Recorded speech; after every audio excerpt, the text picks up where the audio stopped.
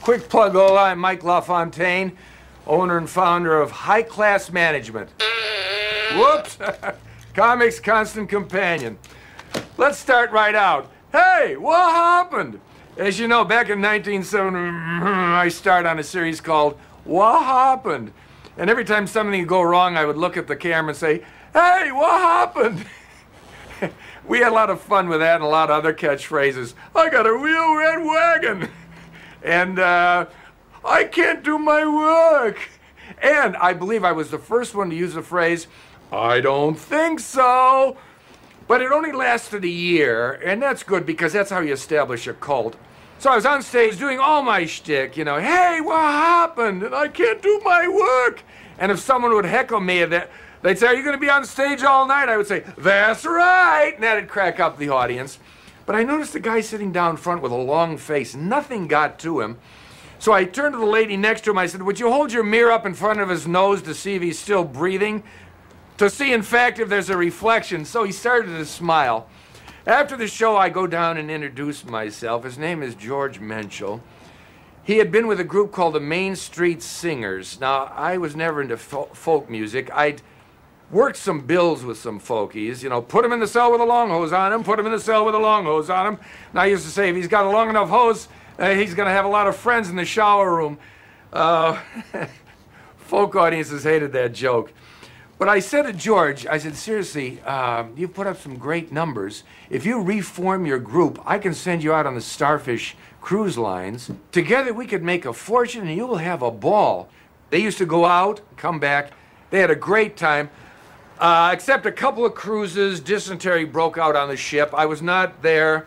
You do not want to be on a cruise ship when dysentery breaks out and be knocking on the men's room door and say, will you be coming out soon? And hear, I don't think so. Sorry, I just got a mental picture in my mind of us on stage in the show. And we weren't wearing the old stuff, the old gear, the old...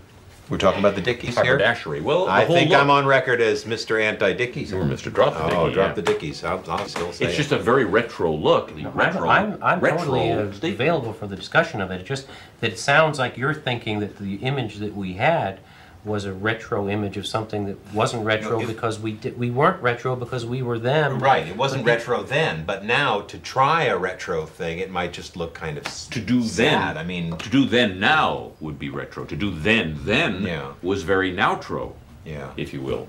That's very nice. I'm walking down the main street, everybody's gonna sing. There you go. Let's sing. Oh, what are you singing there? You got the root on sing? You singing the root? No, I'm singing everybody's gonna sing. You're singing the root. Didn't I give you a 6? I don't think so. Tony, did I give him a 6? I think you were singing the 6th. Can you sing me a 6 there?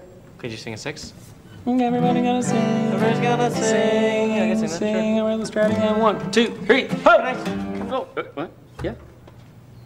I'm sorry, go ahead. No, you have a problem in the bridge? No, I was gonna...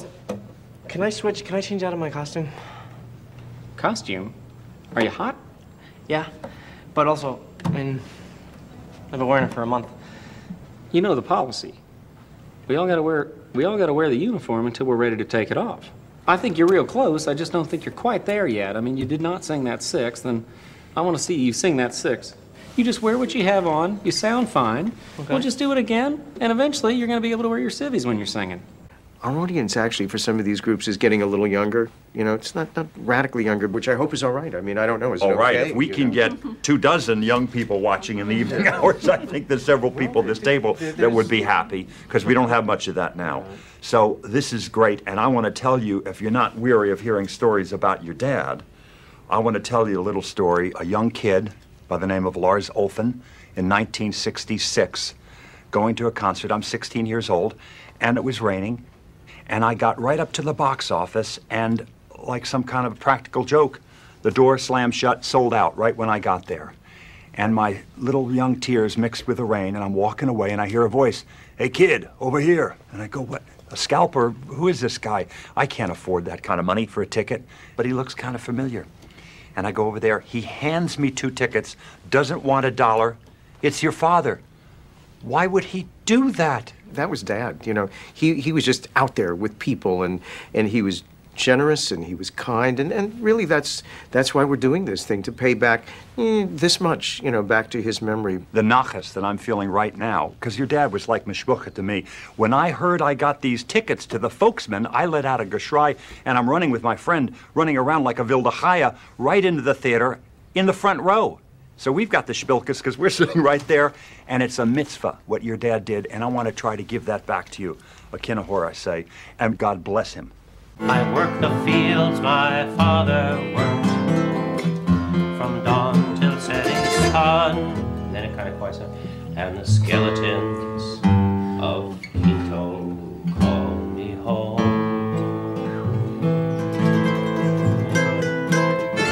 Los tentáculos leotados de The silver tentacles of the moon's rays haunt me. It's really getting confusing. It's really confusing. It's really just confusing. I'm hearing you the same timbre, and it's just. Well, maybe if I did it higher and he did it lower. No, I think the silver. Actually, if you kind of do what you did before and kind of fade. I can't get them much higher. Fade off a little bit. No. But that's now. It sounds almost more like a ventriloquist. Can I make the radical suggestion that maybe this is not the best number to start with? This is a live television show. We don't want people to reach for the remotes here. I think this is very. Well, it's public television. It's a very I don't think low-key they don't have pace. remotes. Yeah. What are you getting? Well, I'm getting a bounce, but there's a lightness within it as well. Interesting. Yeah. You know, honey, it's a very tricky color, and I'll tell you why. Terry and I worship an unconventional deity, the power of another dimension.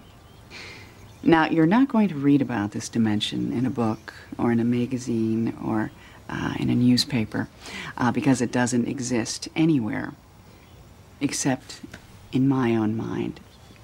Through our ceremonies and our rituals, we have witnessed firsthand the awesome and vibratory power of color.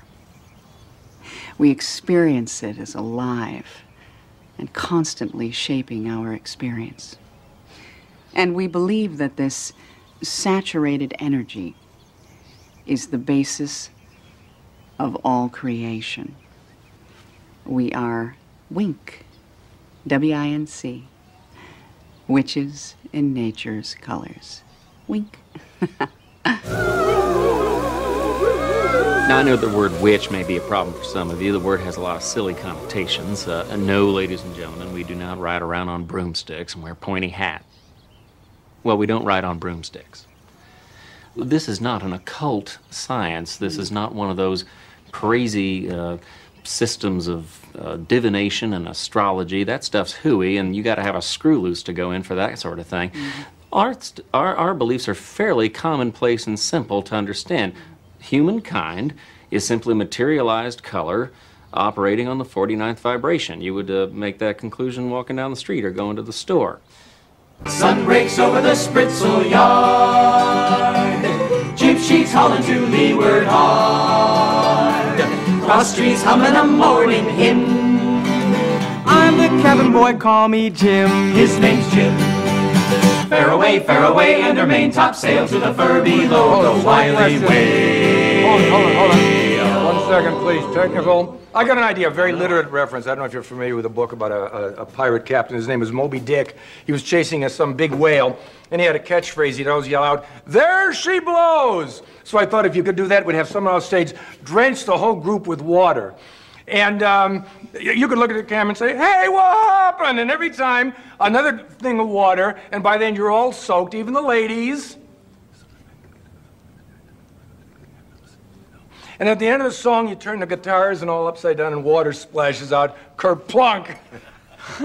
It's just a thought. I'm a model train enthusiast. Oh, that's great. Yes, I've got a whole layout in my basement. It's very much a big passion for me.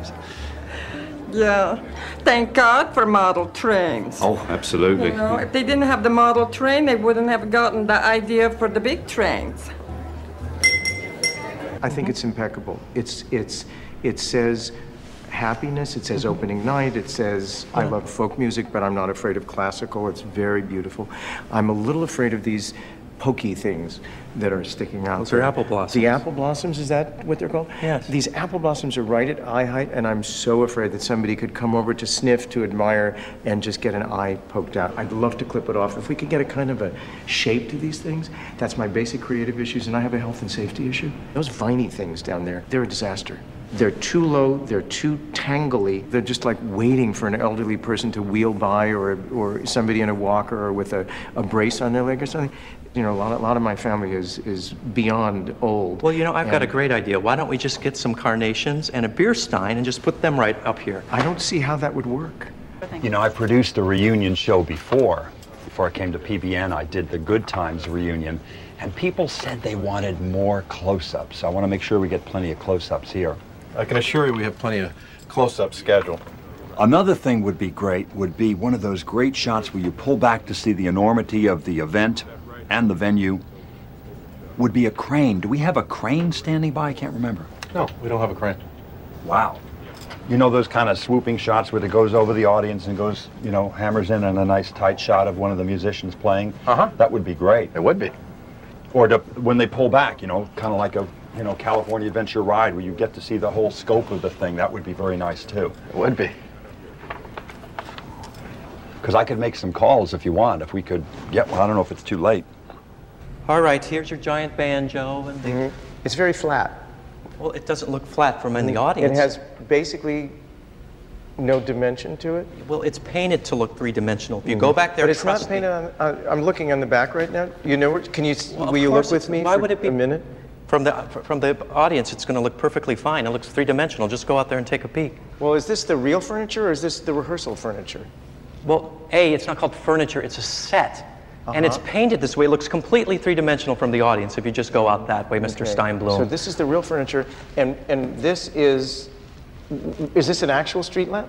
I'm sure it was at one time. Can you have an actual three-dimensional object that represents the thing that it actually is? Can that be next to something that it's pretending to be? Yes, it's Would perfectly that be okay? fine. You know, I really don't have time to explain Stagecraft 101. This show starts in an hour. Now, everything is exactly the way you... What's that? Those are lights hanging up there?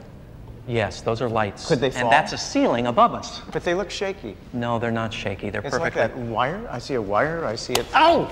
I swear to God, you didn't talk to Mitchell about it. You didn't mention the set. You didn't even tell him what we were opening with, right? I never talked to him about So it you at all. talked to the Terry Boner kid. I with said his hello, blue I sweater. said, isn't it warm? Nothing about this set. Well, it's getting warmer now.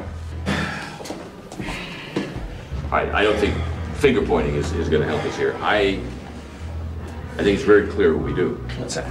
I'm going to suggest we be bold. Yeah? Let's hear it. We open with Wandering. Did you miss the last couple of minutes? They're currently butchering. You turn it back up again. You want to hear it? We give the audience a choice. We say you can enjoy a toothpaste commercial, or you want to hear folk music. I think they've already brushed their teeth by that time. It's not even Here's the thing. germane. Here's the thing. You can't have on a bill, especially a folk bill, you cannot have two people doing the same song. Right, It doesn't work. right. They're just going to be flat out confused. Right. Thank you very, very much for coming. Thank you, Irv. Thanks for the good seats. Thank you so We much. are the Folksmen. We hope you've had a wonderful time tonight. Thank you again. Thank you. Good night. Thank you. We got to give them more. We have to do more. Thank you for having us back. We have a song we'd like to do called The Skeletons of Quinto. We don't often do encores, and this is why. It has to do with a time that I often think about when this time of year rolls around, a time of conflict, unfortunately, and bloodshed, the Spanish Civil War. But our group historian, Mr. Mark Shove, certainly knows more about that than I do. Thank you very much, Alan. In the late 1930s of the last century, Spain was racked by civil war. In the late summer, early fall of 1938, so the story goes behind this particular song, in the green hills just outside the city of Barth. Good night, everybody. Good night. Thank you very much.